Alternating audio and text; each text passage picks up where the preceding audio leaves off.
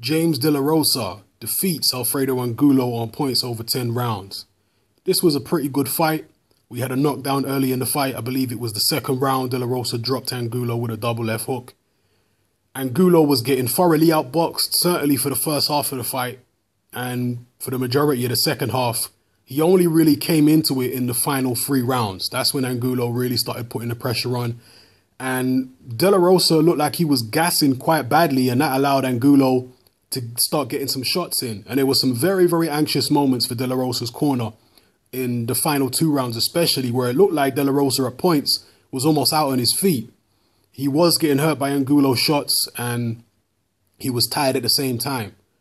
But he managed to hang on. He managed to move around and hold when he needed to, and land little pot shots and counters here and there to keep Angulo off. And to be honest, Angulo was exhausted himself. He was driving himself forward.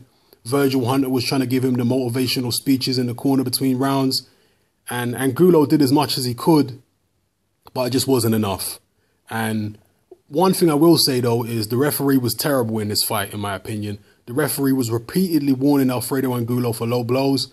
But as far as I'm concerned, the shots, most of the shots that he was getting warned for were borderline. They were on the belt line. And normally if a shot's on the belt, leave it alone. You don't need to call that a low blow if it's on the belt, if it's on the waistband. Leave it alone. If it's below the waistband, fine, call it low. But this guy was anything that even just slightly touched the waistband, and the referee was saying, oh, keep your punches up, keep your punches up, and keep giving him warnings and warnings. I mean, there was a few of them that were genuinely low blows, but nothing terrible. I thought the referee was really, really bad. And at the end of, I think it was the 8th round, the ref came to the corner, to Angulo's corner, and said, if you don't throw some more punches, if he keeps taking this much punches, I'm going to stop the fight. I mean, that was ridiculous. Angulo was still in the fight. He wasn't totally out of it. He was still in the fight. So for the referee to say something like that, and on top of that, keep warning Angulo constantly for these low blows that were fractionally low, that really disheartens a fighter.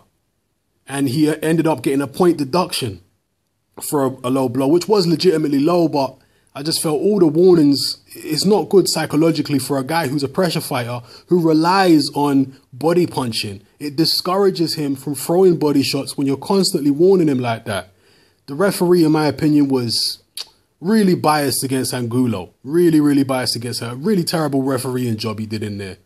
And Angulo, I'm not saying Angulo would have won with a better ref, but I just like to see fair refereeing, man. And that referee, he just sucked. And as far as the scoring, I thought the scoring was too wide. One of the scores was, I believe, 98 to 90. The other one was 96, 92. And the other one was 99 to 89. I think 96, 92 is more realistic. 98 to 90, no way, man. And 99 to 89, no way. It wasn't that wide, even with the point deduction. So it is what it is. Virgil Hunter, Angulo's trainer, was saying in between rounds that if Angulo don't knock this guy out, his career's over.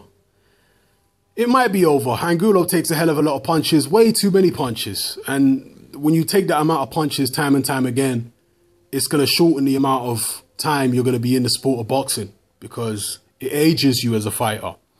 I'm not sure that moving up to 160 pounds was the right decision for Angulo because De La Rosa looked much bigger than him, much bigger.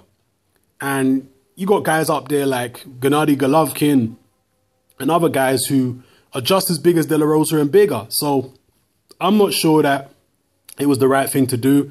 I think he would have been better off sticking down at 154. Yes, he got the shit beat out of him by Canelo Alvarez, but that's one particular fighter. There's still other fighters he could fight down there.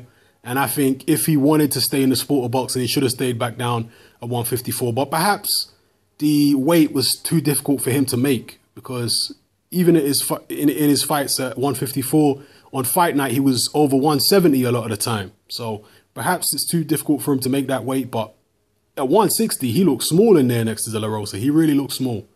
So God knows what De La Rosa came in at on fight night. I don't know. Well, drop your comments below. Let me know how you felt about this particular fight. Where do you think Angulo goes from here? Do you think it's time for him to call it a day? Has he made enough money to call it a day? That's what it's all about at the end of the day for a lot of these fighters. Have they made enough money to retire on? I'm not sure Angulo has.